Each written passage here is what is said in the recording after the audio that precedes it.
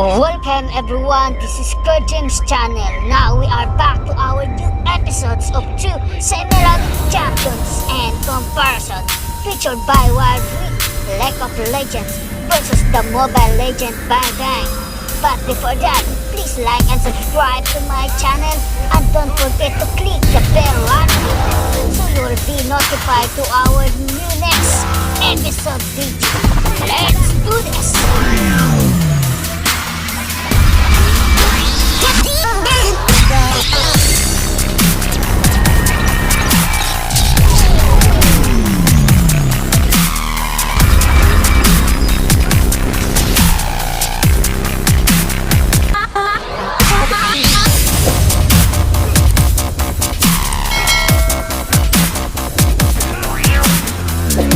Let's quickly recap the story of Bilgewater. It all begins with Twisted Fate.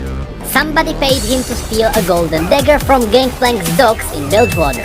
Twisted Fate thought it would be a quick grab and run kind of scenario, but unfortunately he met a familiar face. It seems like someone told Graves where to find Fate. These two have a long history as well. Let's just say that during one of their heists as partners, Graves got captured and Twisted Fate escaped, and Graves never forgave him for it. When these two finally met in Bilgewater after so many years of chasing, Graves knew there was no going back. There was no way he would let Fate slip between his fingers again. So, Graves started shooting at Twisted Fate, no matter how loud the boom, no matter who he would wake. His goal was to end Fate, no matter what. And of course, by doing this, he woke up the entire Bilgewater. And Gangplank, the man who enjoyed carving pictures into bones of still-breathing men, would not be happy about this. So now, Gangplank's people were chasing TF and Graves was chasing Twisted Fate, and Twisted Fate was trying to escape the city. As a note, Twisted Fate's card teleportation is very limited. He needs to stay at one spot and focus at a nearby place where he wants to jump. This could be a difficult task when someone is unloading a shotgun in your direction. Eventually they are both captured and brought before Gangplank, who is ready to throw them overboard. Two things happen now. Number one, it is revealed that Twisted Fate never betrayed Graves. Escaping was literally his only option, and he regrets leaving Graves and their crew behind every day. He even mentioned that he is aware that their entire crew was killed because of him. The second thing is more important though. It is also revealed that everything was Miss Fortune's plan. She paid Twisted Fate to steal the dagger, and she told Graves where to find him. Their encounter then created a distraction that gave her enough time to fill Gangplank's ship with explosives. So, after TF and Graves were kicked overboard his ship, it exploded. This marked the end of Gangplank's career as the king of Bilgewater. But Gangplank himself survived. With the help of his former lover Ilawi and one of his doctors, all he had to sacrifice was his arm. TF and Graves also survived, and they joined their forces once again.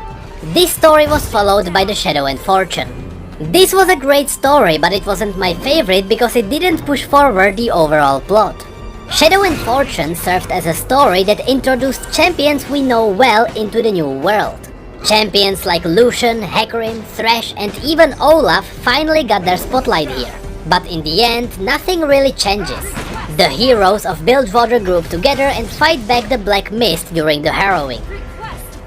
And finally, this is where the new comic takes place. So let's see how the story continues. It all happened 6 months after Gangplank's ship exploded. After the death of their king, the city split among the 4 strongest crews: Crows, Harkers, Brags, and Misfortunes. Even though these 4 groups are at peace with each other, the city is still in a cannibalizing state, and Misfortune realized that things will get worse unless they have one leader again. She knows that she can't just kill the other leaders because other groups would simply replace them. She needs to somehow unite everyone through other means. The first act began with Misfortune approaching a conference room. At the entrance, the guard demanded her to hand over her guns, since no killing is allowed in these halls. Inside, 3 men were waiting for her. This raised her suspicion since she is always early and usually the first at these meetings. The man on the left is Captain Bragg. the slayer of many tentacled devourer of joy. In the middle is Sir Petir Harker, murderer of the Crimson Blade. On the right, Crow, a sadistic oaf who never uses two syllables when one will do. The topic of the day was how the truce is affecting the city. The three men already had a plan ready without Misfortune knowing anything, which didn't surprise her. The plan was that half of her men would be redistributed among the other gangs. Supposedly this is because she stabbed Gangplank in the back, and people simply don't trust her. That's why they kept her guns as well, because it might be dangerous to let her carry a weapon. And once she would prove that she won't stab anyone else in the back, they would give them back. This is when Misfortune realized that they won't cooperate, so it seems like her only option really might be killing them. However, she is still aware that killing them will only let others replace them, so she needed to find a different approach. Later we see Misfortune at Harker's mansion. She started by brushing off all business talk to hide her true intentions. Then she began seducing him. Her goal was to get him on her side so she could have a chance in the council. While talking about the mansion, Harker revealed that he didn't kill the legendary Crimson Blade in a heroic duel or anything like that. He simply pushed him off the balcony when he wasn't looking and inherited his wealth and his crew. He never told this to anyone, so Misfortune is the only one who knows. Then tension got high, but Harker screwed it all up with one bad line. They both laughed and finally got to the meat of this conversation. They both knew there was a deeper meaning to this meeting, so Harker asked her what's happening. Misfortune revealed her plan to get more power in the council, but Harker agreed to her deal suspiciously too easily. Misfortune then mocked him. She knew he wanted to betray her, so she taunted him that he is afraid to go against the other two leaders.